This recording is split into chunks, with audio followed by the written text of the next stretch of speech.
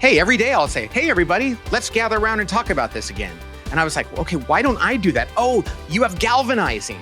So we both start with the same platform of ENFP, but I, within the context of being an ENFP, being one, what I do is I like to invent and discern.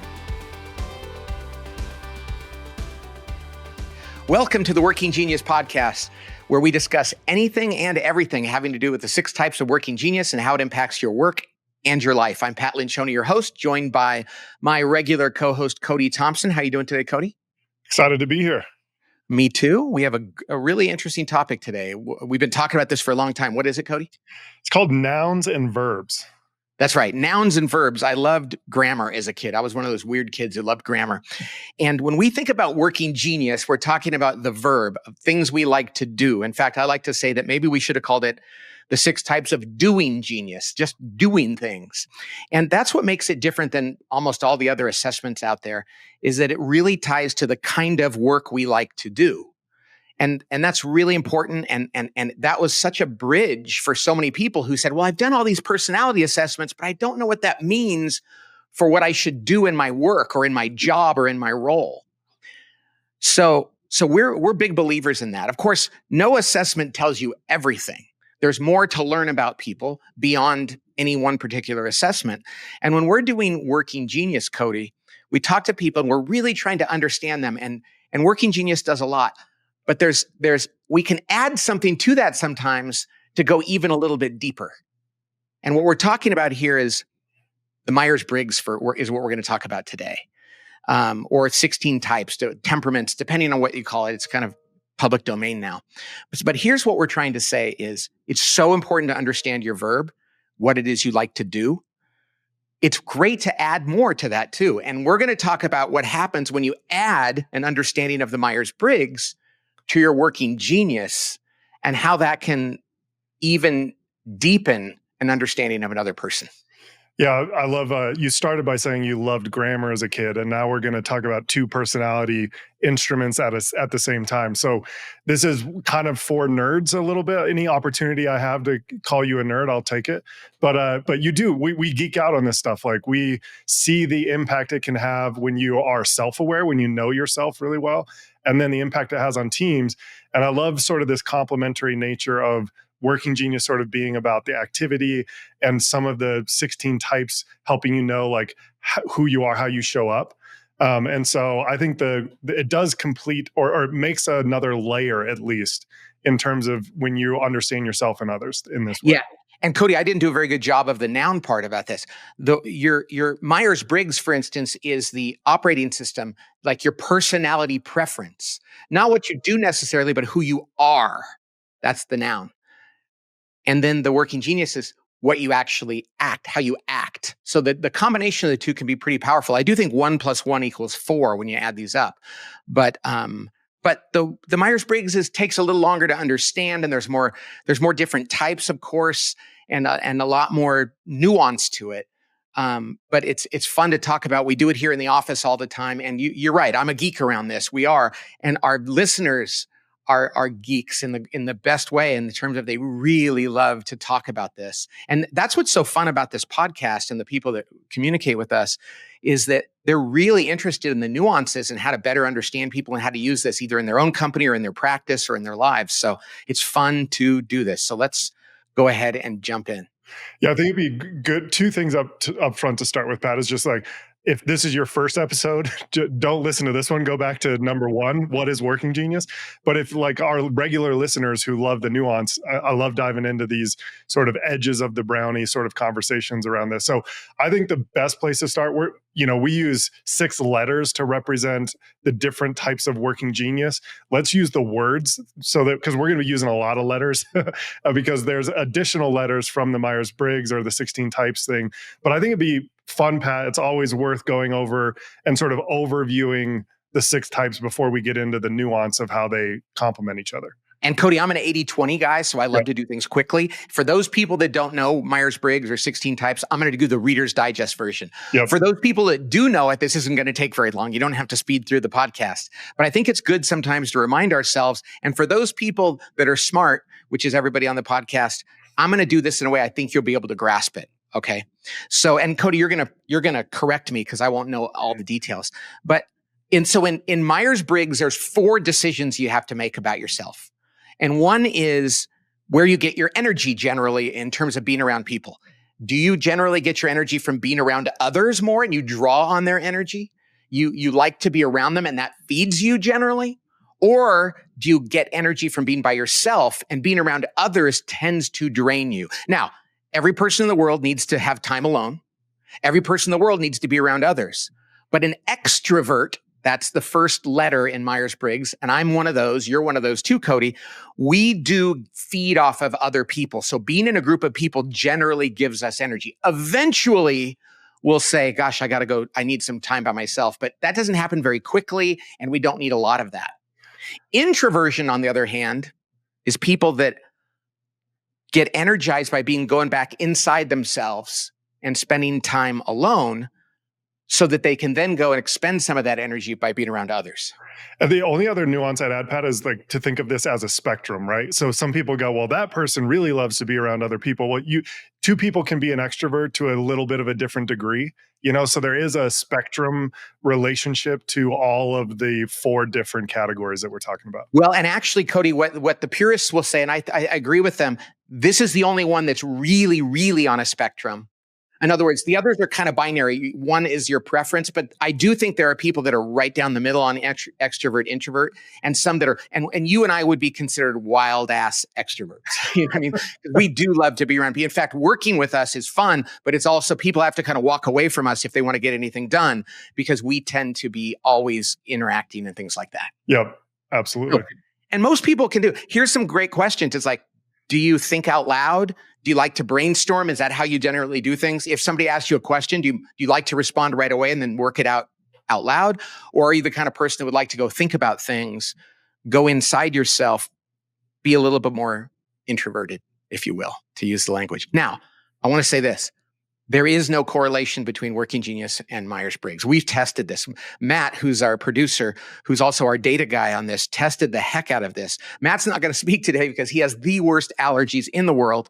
And so he's sneezing backstage right now. And he said, I'm not talking today. But we have done a crap load of research and we find no correlation between your Working Genius and your Myers-Briggs, which is what we want to talk about today, because when you know somebody's Working Genius, it really helps then later on to go figure out their Myers-Briggs because it adds even another nuance.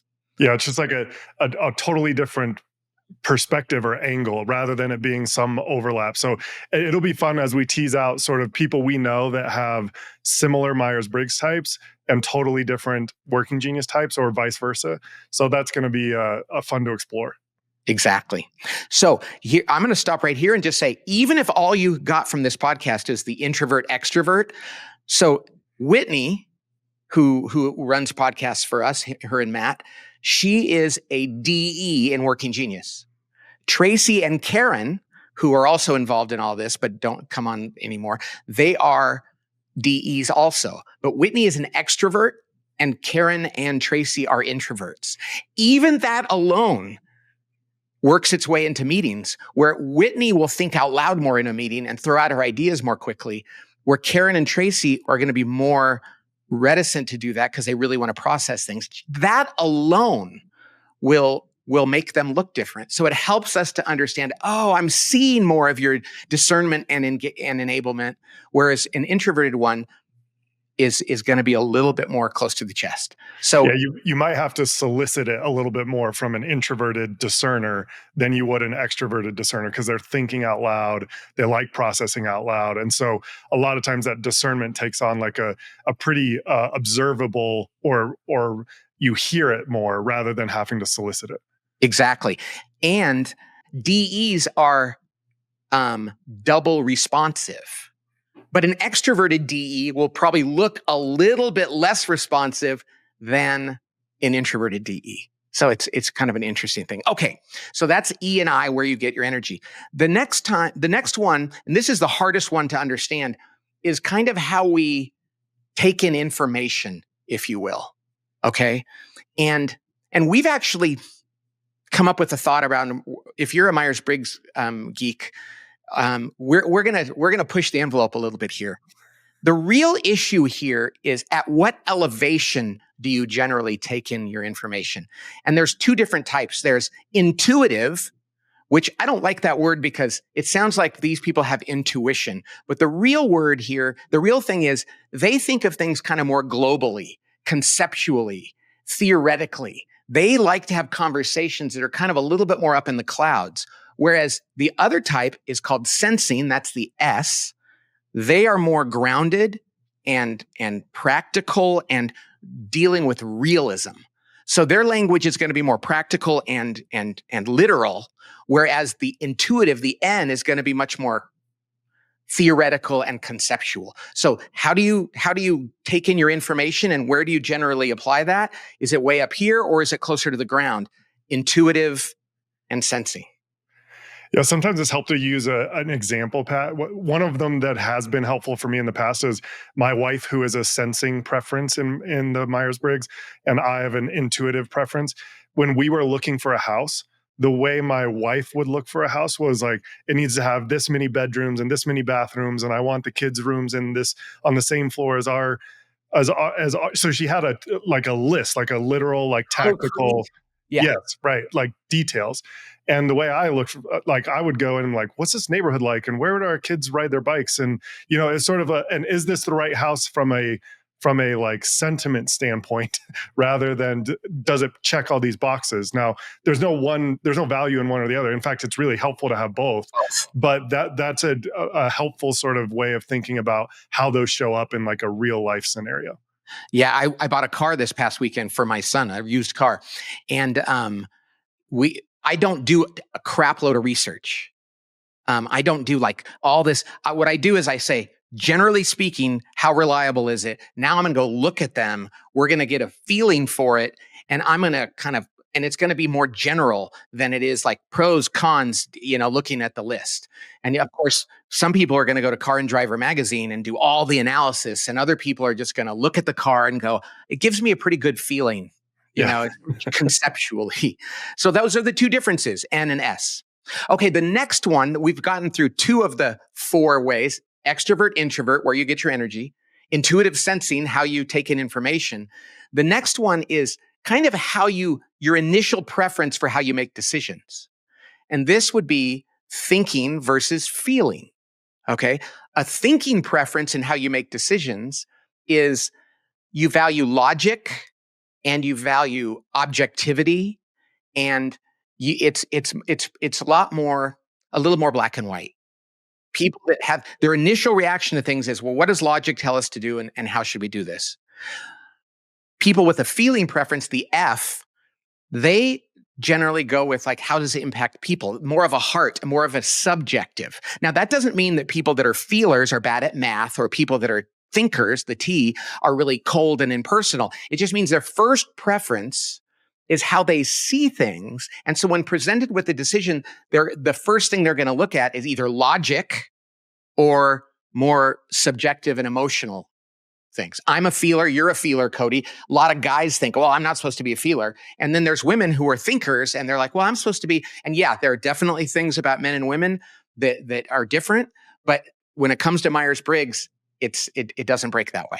And I think it's important. We often use this phrase around working genius, that really it's about self-awareness. There is no hierarchy to any of these categories. It's just to know, like, how do I show up and what is my preference? And if I'm prone to rationalize or think about a decision that I'm making from a feeler's perspective, that's helpful information for me to know myself. It's also helpful information for the people around me in my family and on my team to know about me. Exactly. That's what this comes down to, is like, just the more we know about ourselves and the more we can communicate that, the better. The last one of the four is, so we talked about where we get our energy, how we get information, how we react to decisions. And the last one is how we organize our world.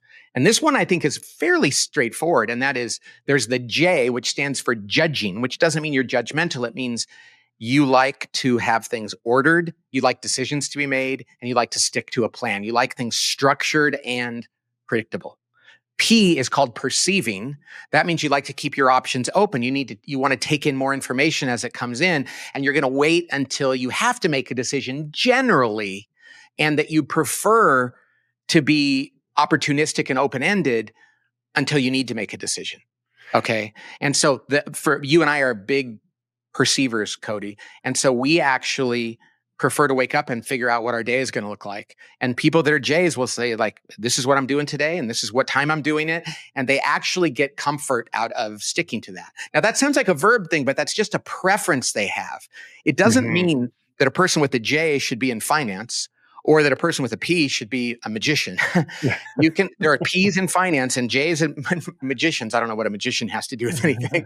But the point here is it's just the noun part of how you're wired in terms of your preferences. Okay. So Cody and I are both ENFPs. That's our Myers-Briggs types. Okay. So before we came up with Working Genius, well, Cody, you'd like to tell the story about how when we figured out what our working geniuses were, what that told us. Yeah, so I mean, we used Myers-Briggs almost exclusively before Working Genius, and we used other tools. So when I actually interviewed with you guys, part of the process was knowing my Myers-Briggs type. So after 5, 6, 7 years working with you, we're both ENFPs, and when you are gone or not in the office, and the rest of the team would be like, well, you're an ENFP, go up to the board and do the thing that Pat does at the board. and I always felt this like, wait, I don't know. I had some like shame around it. Like, I'm not as good at that, and it doesn't come as naturally to me. And there's a bunch of reasons for that. But one of the underlying reasons that kind of unlocked this aha moment for me was with Working Genius, where some of what you were doing at the board was invention. And so it had nothing to do with the extroverted, intuitive, feeling perceiver part of my being. It had to do with the Working Genius, like the activity of invention. So I loved actually sitting in the room while you're at the board inventing, because I love discernment was one of mine. And so it was really interesting that this is why we wanted to have this conversation, because those two layers of things totally unlocked.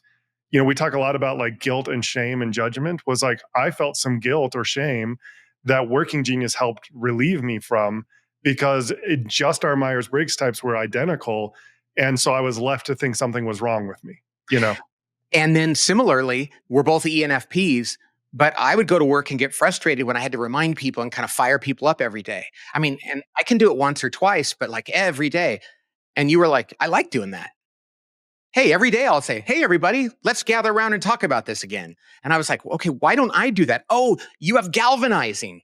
So we both start with the same platform of ENFP, but I, within the context of being an ENFP, being one, what I do is I like to invent and discern. Cody, within the context of the noun of being an ENFP, likes to discern and galvanize people. And so you and I have, out of the 6 letters that correspond, only one is different. And it's huge. It really made a difference. Yeah, it really did. It changed our whole, relationship in the company too. It was like, it freed us up. It added a layer of differentiation that was actually a feature. And I think sometimes that's what I love about the Working Genius is we run toward each other with this designate. Like you were like, you love that, why don't you do that? Whereas at first, the single revelation of just the noun of the Myers-Briggs didn't help me understand, like, so how am I different from Pat, and what do I do in the context of a team that's helpful? That's right. That's right. You know, it's interesting. And so we have another guy on our team named Alan, who is an ENFP. So he's the same as I am. But now let's look at this, Cody. He's the same as you. He's an ET. Enablement and tenacity. Yeah. Which means he is an implementer. He gets stuff done. And if you've ever gotten any email from us or done anything that technologically works, you can thank Alan probably. Yeah. Alan, he's in charge of technology for us. Well, you think, well, how can an ENFP like me and Cody be in charge of technology? Well, he is the loyal finisher. And he said, my ENFP, my noun makes me want to work. And he's worked in churches and he works in organizations that are really idealistic. Because the one thing about being an NF, it's what you're called an idealist. But he goes, but the role I want within this idealistic organization is one that's about stability and protection and follow through and getting things done. So he has the same. So if you look at the three of us, we have very different roles at the table group. And yet we're the same Myers-Briggs. And for years we would do the Myers-Briggs and I'd have three people on an executive team with the same type. And I would think, so why are they so different? And now we know it's because what they do with that noun really dependent on their working genius. Yeah, I would, if we switched you and Alan for a day, you would shut down pretty much everything we've built in the last 5 years. I mean, like, but before this, it would have been crazy if when we were doing consulting with just the Myers-Briggs as like the 16 types, and if we saw an IT person with an ENFP personality, type, that would be confusing. It would be hard for us to reconcile. Like, I don't know exactly how that works. And this extra layer allows us to be like, oh, okay, I see the activity of what you're doing, and what you enjoy doing is about pushing projects through to completion and keeping things on time. That is not a hallmark if you only have if you only have the 16 type letters to look at, you wouldn't identify that as a hallmark of that type. Exactly. Now let's turn it around. So today I was just thinking that I have 4 sons. 2 of them have the same working genius. Okay. And that is, they're both WDs. Okay. So I look at them and I think, okay, so they're the same working genius. So that tells me a lot about them. They have opposite Myers-Briggs. So Casey, my son, who's a senior in college, is an ESTJ in the Myers-Briggs. He's a guardian. He's practical, grounded, down to earth, super, like, he lives for reliability and he likes to protect things, which is hard because he's also a W, which means he's constantly wondering about things. And there's a tension there. Matt, on the other hand, our producer, is a WD, but he's an INFP. So one's an extrovert, one's an introvert. One's sensing, one's intuitive. One is thinking, one's feeling, one is judging, one's perceiving. Oh my gosh, the noun platform that they come from is completely different. So they have similar skills, but they're going to be applied in very different roles. And my son Casey, who's getting out of college right now and interviewing, like, when I look at an operations role for him, I think, yeah, you could do that, because he actually likes consistency and sticking to a plan. Now, when he does that, he's going to bring some wonder and discernment to that, but there's going to be an environment for him that would look very different than something that would fit Matt. Understanding both of these things allows me not to be myopic about who they are and where they're coming from. Pat, I think part of the reason that we got so excited about this nerdy, like, nuanced conversation around this is because when you get fluent in both of these tools, the ability to understand another person at like a rate that you would never be able to get to if we're just having normal conversation. Like, now you always ask, and I do too, is like, do you know what your Myers-Briggs is? And also, do you know what your working genius is? We've now fast-tracked like a year of getting to know you. And the level to which we can either leverage you on our team or give you advice for what you're looking to do in your life is like, it just accelerates all that. And the level of self-awareness that it gives you to be like, we both had conversation with college graduates who are like, well, if we know these 2 things, we can help you directionally. We don't need to tell you what job you should, like, definitively what title or job you should get, but directionally, if you do stuff like this, you're going to love it. You're going to thrive at it. It's going to fast track a bunch of these years of exploration to find out where you are. So I think that's sort of the key to this, right? Is if you get just fluent enough to understand the impact that has for you, the amount of the way it accelerates your ability to succeed is really phenomenal. Oh my gosh, to be able to say to somebody, this is kind of how I'm wired in terms of my noun, who I am and what my preferences are of just kind of like how I see things, and this is what I'm best at. It makes every kind of activity, organizational decision so much easier. And for years we did Myers-Briggs, but until we came up with Working Genius, we didn't really know how to land the plane and make the actual decisions. And so the 2 of those things are great. Now, if you're a real geek around Myers-Briggs, we're going to introduce another concept right now. If you've made it this far, we've got one more little nuance for you. And that is this. We've come up with this idea that And again, Myers-Briggs, 16 types, temperament. There's all kinds of ways to look at this. But you have it like Cody, you're an ENFP and I'm an ENFP. But one day I realized, I thought, it was a guy that worked with us named Jeff, who was an ENTJ, but really close behind. We're like, man, he looks like an ESTJ. And what we realized is everybody has a secondary Myers-Briggs type or 16 types type, that if you had to change one letter, which would it be that you could say, I can relate to that type too? So you're an ENFP and I'm an ENFP, but if you had to change one of your letters, it would be ESFP. And if you were to change one of mine, it would be I'm an ENFJ. Well, just understanding that also takes me and you to a different level of understanding what we like to do, because you are much more experiential and S's are much more like that. You enjoy like physical activity and specific things and living in the moment. Whereas I don't do that very well. I really struggle with that because both of my first and second types are all about end stuff and conceptual things. So you have much more practical and experiential tendencies than I do.